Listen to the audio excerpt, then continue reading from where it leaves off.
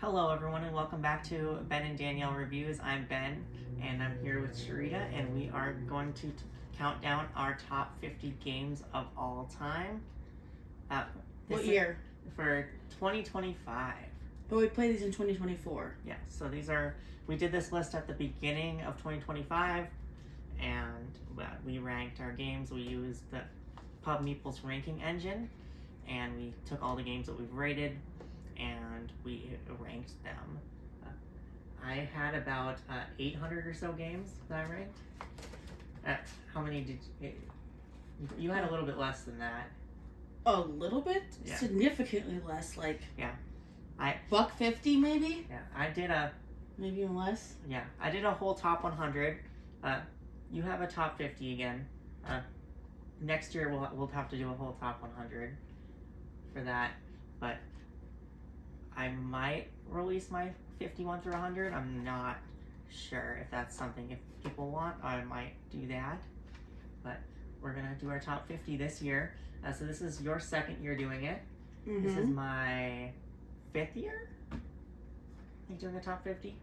You've been in the game for a long time. Yeah. Literally. Yeah. And so, yeah.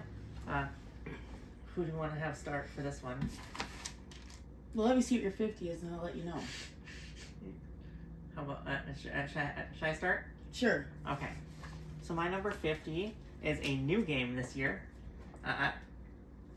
and it's actually a game that the theme doesn't appeal to me because it's actually a theme based on an old trading card game from the 90s for Legend of the Five Rings, and that's the game is called River of Gold. Oh, that's only 50 for you? Yeah, River of Gold is my number 50 this year, so it just barely made my top 50. This game I wasn't actually expecting to like too much because of the theme never appealed to me, and like seeing the box, it kind of intimidated me, but I picked it up, gave it a try. We didn't quite enjoy this game. It's a game where you're rolling dice to determine your action, which not something I usually like, dice rolling to determine what you can do on your turn. But there's ways to mitigate that with the sun tokens that you play, that you can spend, and you're collecting resources to get these emperors, and you are just area control going down a river. You can go down as far as you want, but you can't go back until you get to the bottom. And with each spot that you visit, each town, you get resources and stuff, and you're collecting victory points, and you want to have the most influence in each area by the end of the game. Wow. I mean, I'm glad I at least made your list. I really like the game. You're going to see that higher up in my list. I really like that there's multiple ways of getting points, and so there can be multiple strategies. You don't have to just specifically help me out here. Like, you're the one talking about it. I know, I'm drawing a blank. I'm just trying to think what the names are. Because there's like multiple categories where you can score influence, like you were saying. Yep. In these different sections of the board, like different areas, regions. Yeah, and you can also go for like how many points you get from your emperors. Yep. So I like that. Like it's not a one strategy fits all. It's a multiple strategies fit it. Yeah. I don't know if that makes sense. Yeah. Sounded good. Yeah. So how many, before we get too far into it, how many crossovers do you think we're going to have in the top 50? I would say, what did we have last year? I don't remember. Okay, I'm going to say 6. 6? What do you think? I'm going to go with... Or 10. I'm going to go with 20. Well, you've seen my list. Yeah. I haven't seen I yours. don't remember your list. Yeah, but you have I have a general idea of what games you like, though. I think you're going to be surprised by some of my games. Yeah, surprised by that one. Okay. You thought it would be higher up? Or lower? Or not in the top 50? No, I don't even know. Okay. When you started off saying I didn't really like the theme of it. Yeah. It's from, I'm like, oh. But it made the top 50 out of 800. Yeah. It's impressive. Yeah, sometimes games where the theme doesn't appeal to you is still a good game that I enjoy. All right, so my top 50, or my number 50 is Malem, Space Agency. I'm not a fan of cats. This is a game where you have cats going out into space, and it's a lot of game is based off of like luck, but rolling dice and being able to like go further, like explore planets, explore was it moons? Yeah. Moons in there, Okay, and then yeah. get in outer space, deep space, and I like it a lot because how you start the game is you have like say 4 people playing. You get to choose one of your cats. That could be like if you land on a moon, you get double points, or you can have a cat that's the number 1 die, which in case you guys roll and you don't get a number 1, you don't crash your spaceship. Or there's one where it's like if you crash your spaceship, you can still get off on a moon or wherever you're at without losing that character. I just really like the idea that you're kind of working together for a little bit of it, but you're pressing your luck to see how far you can get in space, and yeah.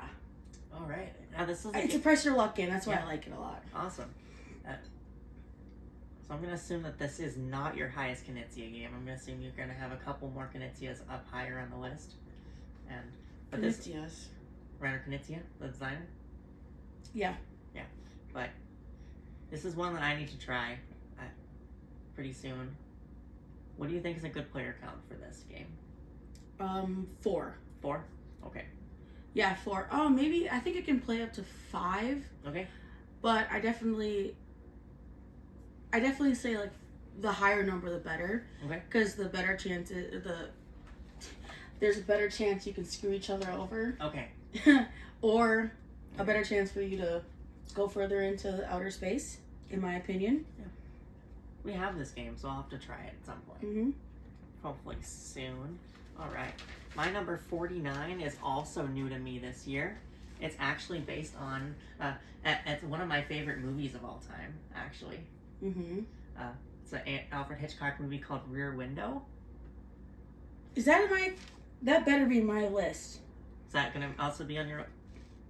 I'll be shocked if it's not on my list. Yeah, so Rear Window is a game in which one player plays the director of the movie, and they are giving clues, Mysterium style, to other players where they're working together to figure out what is happening in each apartment building, because there are 4 apartment buildings. You're going to see who is living in each apartment and what they are and who they are. And there is a potential for a hidden traitor aspect in the game. We've done that a couple times, and where both sides have won with that. Yep. And we've also had it where people have gotten it on like the second day, or like the first day. Have we gotten it right on the first before? I don't know, but I think you should explain what you mean by days. Oh, Do you mean like day? Like he doesn't mean like a 24-hour day, because what does it go up to 4 days in the game? I think so. Yeah, 4. 4 days, so that's just a round. Yep.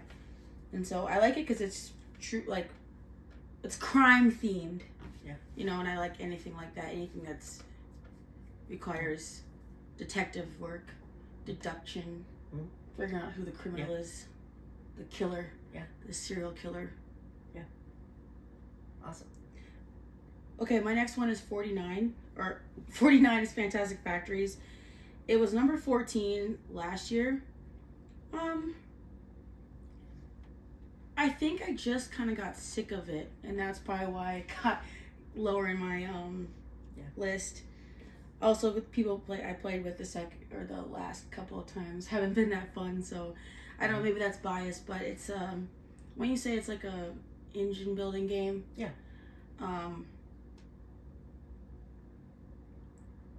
I guess it's not that memorable. If I can't think dice rolling, and you're running an engine. You get to run one of your engines and roll dice and collect resources. I typically like games that like you can roll dice or press your luck or collect resources. It's still a fun game. I mean, I would play it, but it's not something I have to, play every week or every month. Yeah. I don't know if you played it since last time that you... Yeah, I was at Level Up. We played it, and yeah. I don't know. Yeah, I don't know if you played it since last time when we did this list. Mm-hmm. But, yeah, that dropped a lot for you. But my opinions on the game have stayed the same. But would it make your top 800? It would make my top 800. It might be in my top 300. Oh, okay. Yeah, but it's one of those games where it's in that weird spot for me where like my resource management games and my engine building games, I want my games to either be like very like scrappy and you're trying to get as many trying to claw for every resource you can, or I want ones where the resources are plentiful and you're just players are trying to do as much as humanly possible, and then whoever can run the most efficient engine. This is somewhere in the middle of that for me, where you're kind of doing able to do some of the things you want to do, but not all the things you want to do. Mm-hmm. And I mean, it's fine. It's just not one of my faves. All right, my number 48 was my number 48 last year, and number 49 the year before that. So it's staying in the spot. And that is a beautiful Euro game by the name of St. Petersburg. Have I played that one with you yet? No, you haven't. Oh. By beautiful, I mean it's not beautiful. It's very dry. It's very dry, and if you looked at the box, you would probably run away. But it's a good game. It's a very dry game. It is one where it's played over a number of rounds until the decks run out. And each round's going to have 4 phases. And the number of cards that come out each phase is going to be determined how many cards were bought during the previous phase. So if there's more cards bought during the previous phase, then more cards are going to come out because you fill that row up. Oh, that kind of reminds me of the Living Forest. Yeah. Remember with the more is that the one where the more cards you buy, the more fire tokens you have to defeat? Yeah. I don't know, it was just I haven't played the game, but it just made me think of that.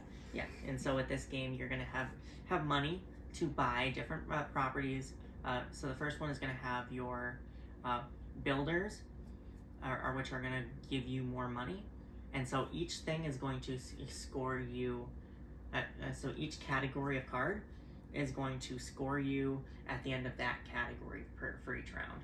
So all the builders will give you income at the end of the building phase, and then all of the buildings after that will give you points and income at the end of every building phase. And then you're going to have these characters that are going to give you points and such at the end of that phase.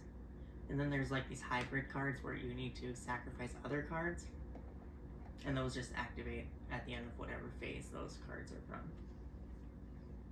And yeah, it's a fun game. I highly recommend it. It's not the easiest to get right now, but I do hear a reprint is coming.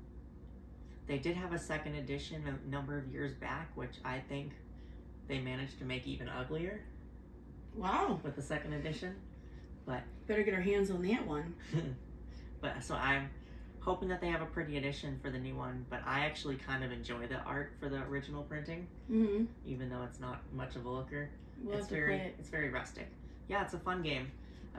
I know Jamie and Eli don't want to play it again. They've given it Eli's played it once and it's like never again, and then Jamie's given it a few tries and she's like, oh, this is just not a game for me. Granted, it was also played with Mark. Oh. Because this is Mark's favorite game. I played a game with him. Yeah. We didn't get to finish it, but I started. Yep. Alright, so my number 48 is Carcassonne. It previously was number 25, and I think the reason why it fell down is because I've played a lot more games that are similar to like let me think of one. Like when you compare this kind of to like Gnome Hollow, where you're like, because you're building like roads and what's that? It's not a church, but what is it? The monastery? The monastery. Yeah. Yeah, you're building monasteries and controlling that and gaining points, and you can also screw over your opponents by claiming roads that they need to possibly to complete their city. Okay. Yep.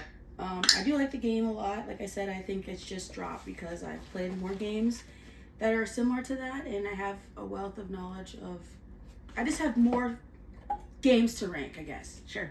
So that's why it's not a bad game. I think it's a good game to start for like maybe people who want to get into board gaming and advance past Yahtzee and past What's another game? Life. Yeah. Yeah. Cool. Or Candyland. Beyond Monopoly. Well, Monopoly is complex if you play it right. Yeah.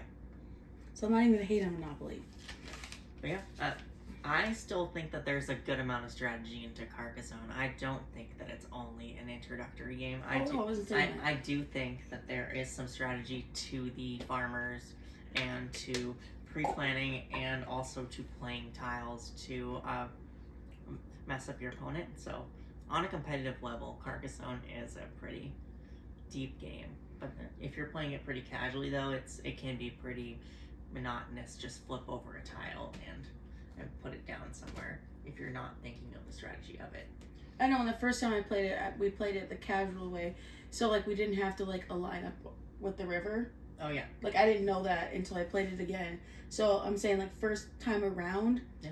Like you're exactly right. If you want to play like with the complexity of adding the river and having to build around the river, then I definitely feel like there's strategy. But if you just play the, like I said, like the casual way, I think you don't need the river for it to be a competitive game.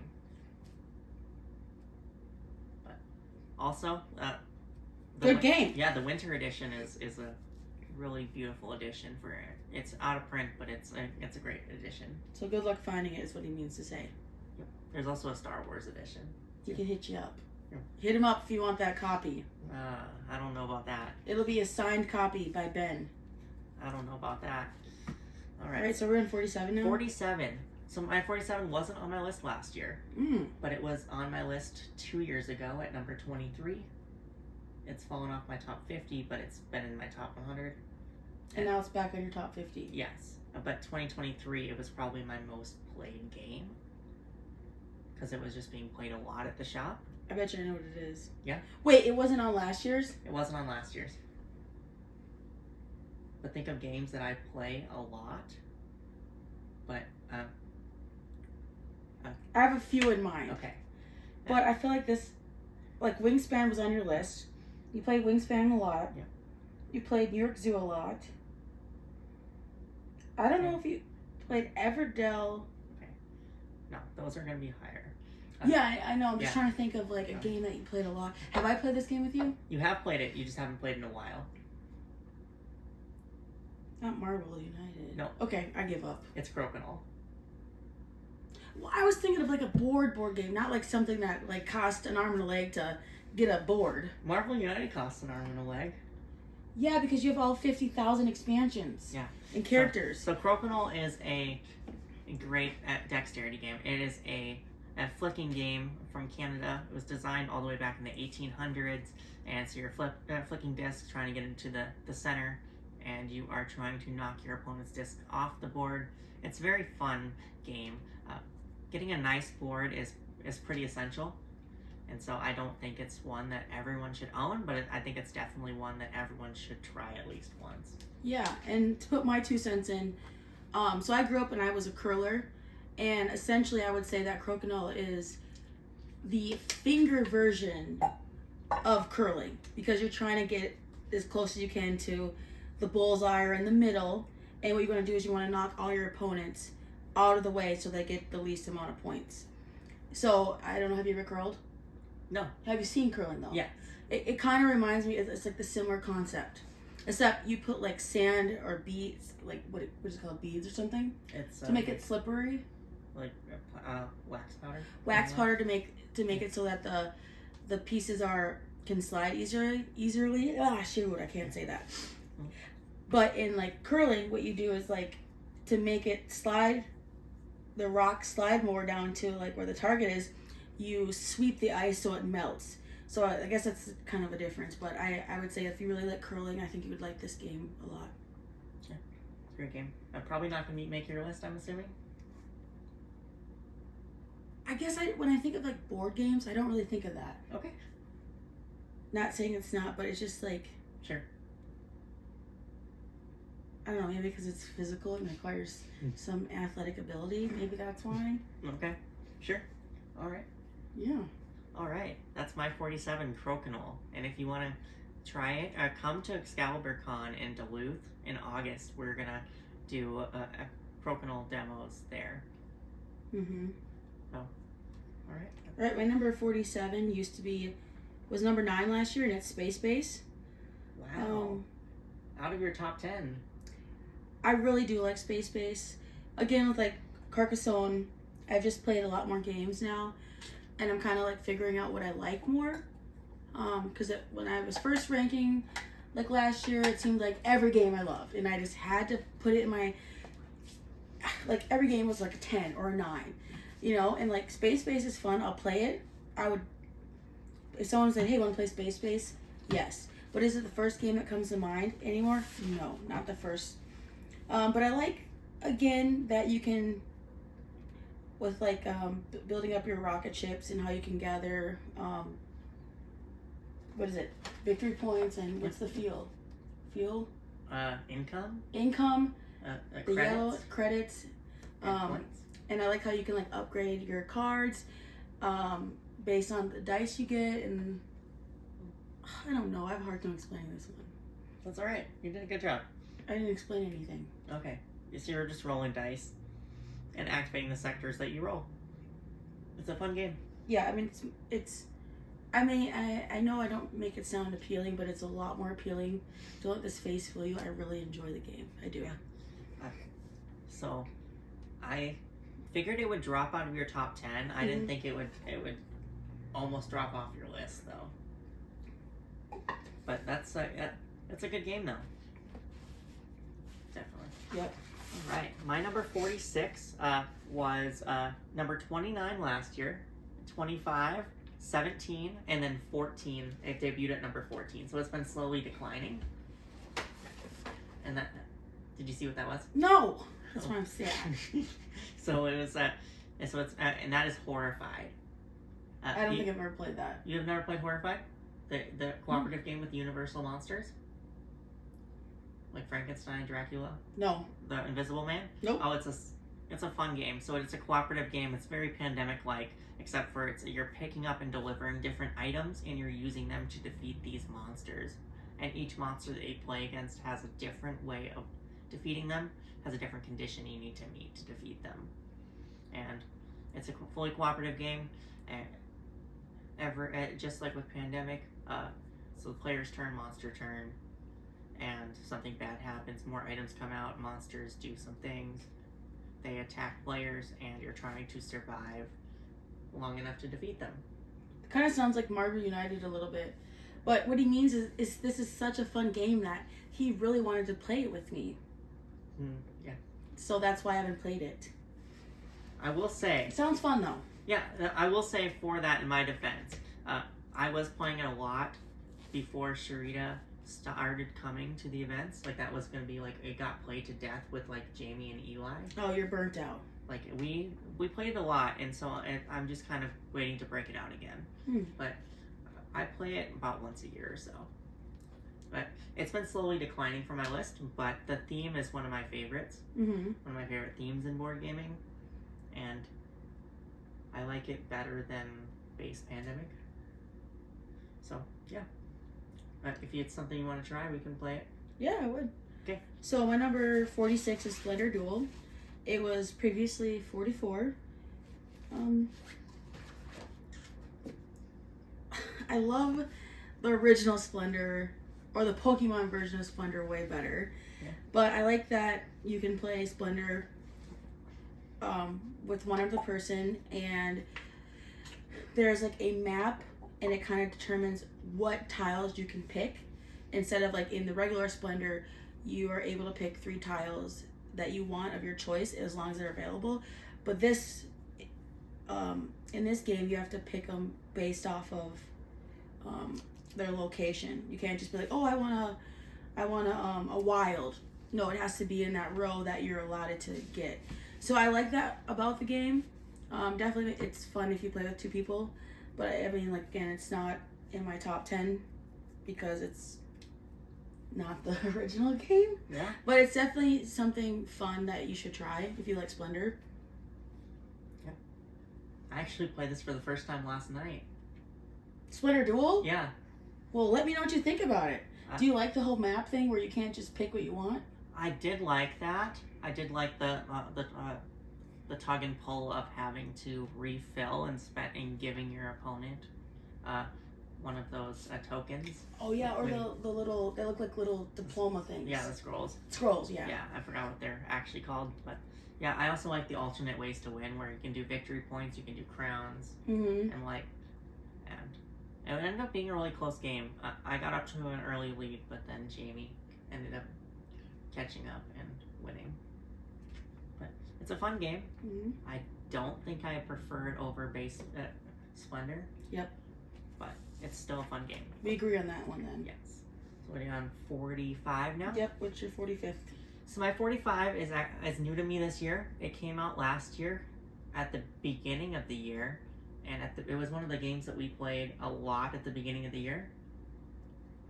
And it won. Like, I play it. I've been playing it a lot on BGA. And that is Harmonies. Oh, I'll play Harmonies with you on BGA. Okay. I really like that game. I almost suggested that tonight. Yeah. So Harmonies is a game, it's very much like Cascadia, except for instead of building outward, you're building upward. And you have these discs, and you're building up different landscapes, building up fields, and buildings, and trees, and building rivers. And then you have these animal cards that you're going to be taking that have different conditions that they want to go on different areas in different arrangements, Mm-hmm. and you're gonna score points for those. And you play until like one of the players fills up their board. It's a fun game that I've been enjoying for a year now. I really like that game. I didn't know you loved it like that. You compared it to Cascadia, and I see that, but it's better than Cascadia. Sure. Okay. What do you think? I don't think Cascadia made my top 50. So do you think Harmonies is better then? I think it's in my 100. Let's see where Cascade. Actually, we'll probably talk about that later, won't we? Yep. Okay. All right. So my number 45 is First Rat. Okay. It was 49 last year. Nice. The first time I played it, I thought it was a little complex, but I've played it multiple times with multiple people, and I really just enjoy it. I think, gathering resources and trying to build rockets and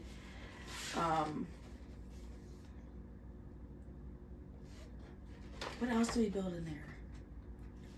Building rocket ship parts and and then there's like something like if you could end up going all the way back to the start.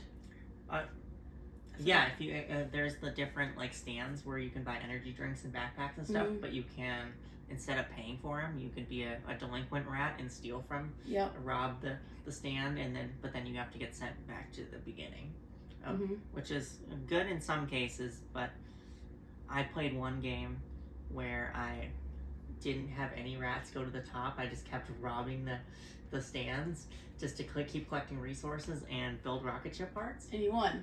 I didn't end up winning, but yeah, those extra points from getting to the top of the rock, going to the launch pad were pretty helpful. What's the, with the baby rats? So yeah, there's like and they collect magazines. Is that what it is? The burrow? Yeah, what do they connect? What are they collecting, I mean? They collect different power-ups and things. No, you don't talk about the little rats where they go around in that circle. Yeah, the burrow. Yeah. Yeah, they have those power-ups where you can get like superhero capes and you can get different power-ups. Oh, yeah. Yeah. I think there's multiple ways to collect points and when you don't have to just get to the top of the rocket ship. Yeah. Yeah. That's what I'll say about I would play it again. I like it. Yeah. It's definitely a really fun game, and it's one of the lighter Euro games that it's actually thematic that I quite enjoy. But more to come on that game. All right, what's your 44? My 44 was my number 32 last year, and that's Nidavellir. Oh, that's a good one. Yeah, so that is a game. So we are running. I actually played that last night as well. That is a game in which you are running. Like, you have your own clan of dwarves, and they are different types of dwarves. Each type of dwarf scores points a different way, and you have these coins that you're using to draft with them, and you're going to be drafting for turn order of drafting those, and higher number gets to get the best, gets first choice of cards, and then after playing a couple of rounds, you add up your points. Whoever has the most points will win the game. Isn't this? I remember this game we played with Jamie, and the first thing you said was like, "What you don't want to allow your opponents to collect all of the same color." Well, Jamie collected all of the purple, and she won by a long shot. Because we were all focused on getting the ones that gave us extra cards or gave us extra points. And this was a game. Didn't a distributor send it to you for you to review? They sent it to us to demo it. But yes, I haven't done a review on it. But yes, I meant to try it out. It's just it was a demo game. They were moving warehouses and being like, okay, yeah, we'll sent some games to us for game nights and stuff. It's one that we've been enjoying. So thank you, Ashette. All right, my number 44 is Dinner in Paris. This was a game. Did I buy it? Did I buy it from Level Up? I bought it for you from my work. I thought I bought it. Anyways, we got it from somewhere. I got it from my work. I really like it because I found I'm a lot French, and I like that in this game you're like building a pizzeria. You can build. I'm not gonna say the French room because I'm gonna totally butcher it. Creatures? Yep. Isn't there a bread place in there? Yeah. There's a seafood place, and you have to acquire different resources to build these stations, and based off of these stations, you can buy sidewalk stuff. Yep, you're building your sidewalks. Building sidewalks, and that's how you earn points. And I definitely how many people can play it? 4. I think I've only played it with you, and I really enjoyed it, the 2-player version. You have a smaller map that you're playing with 2 players, and that's fine. But yeah, this game has some sneaky area control to it. I like that. It's got some strategy to it, especially when you're getting down to the end there, and you can't overlap your opponent's sidewalks. Or yourself. Yeah. Unless you have the card that says you can. Yep. So you can kind of like block off your opponent. Yeah. I like it. Yeah. It's fun. It did not make my top 100, but it's a cool game. It's probably my top 200 or 300. Wow. Yeah. That's depressing. Yeah. My number 43 was my number 30 last year, and that's my first Knizia game, and that is Nightmare Productions. Oh, yeah. So Nightmare Productions is a retheming of Hollywood Golden Age, Hollywood blockbusters. Has had a few different implementations, but this one, I think the version by by Trick or Treat Studios is really nice, where you are building up a horror movie, and it's a closed economy system where you're auctioning for different characters and locations and movie directors and such to build the best and the worst horror movies to get points, and all the money that you spend on the auctions are divvied up to the other players to be used against you in future auctions, which I think is really a cool concept. I'm trying to see if this is in my list, but I really agree with you. Like, I like the game a lot, and I feel like I can't really think of any other game that's very similar to it. Aside from other Knizias, yeah.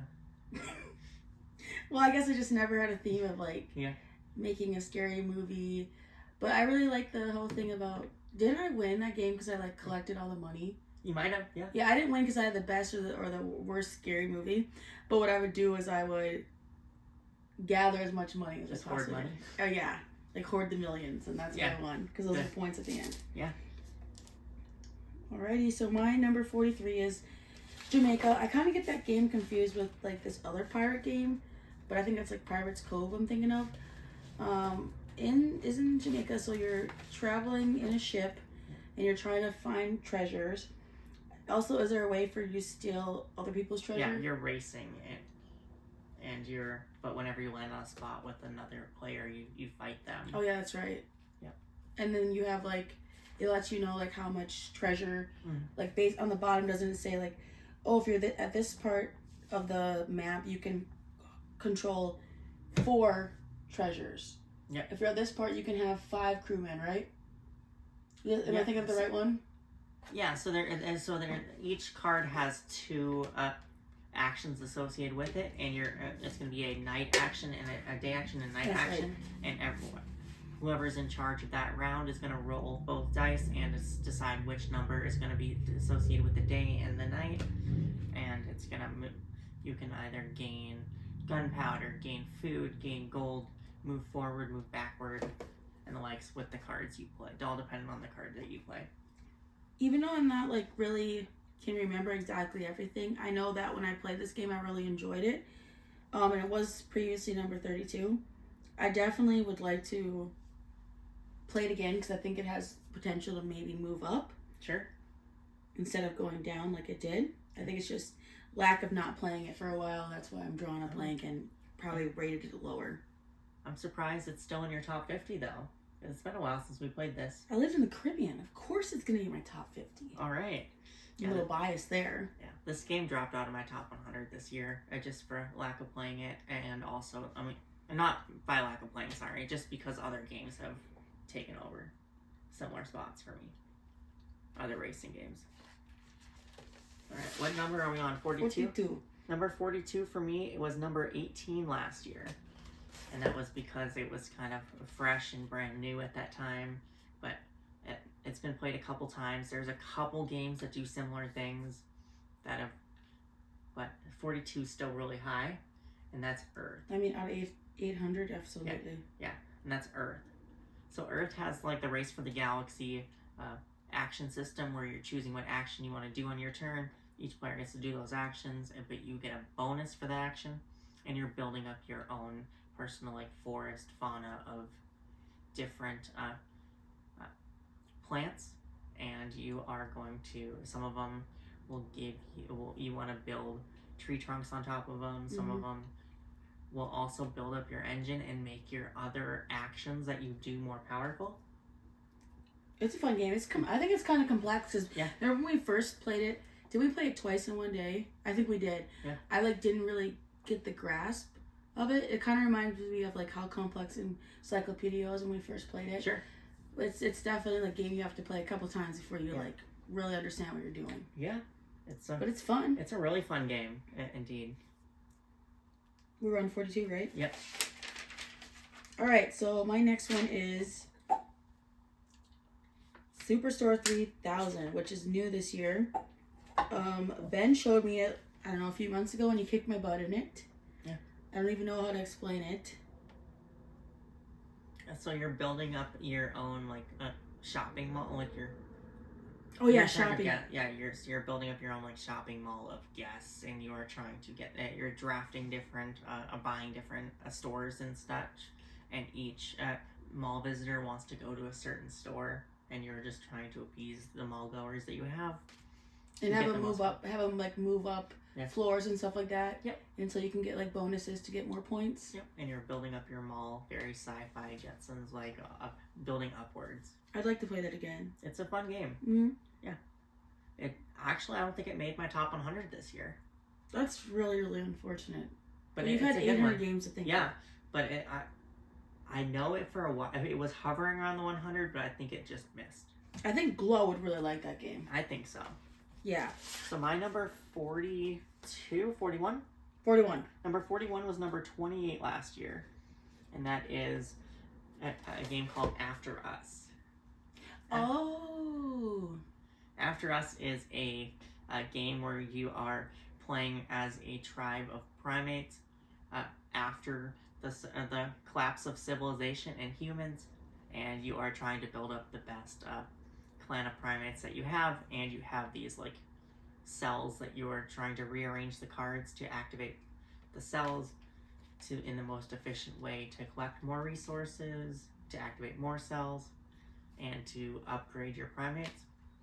And then you can get the gorillas, which the gorillas have no problems kicking out some of the weaker members of their tribe.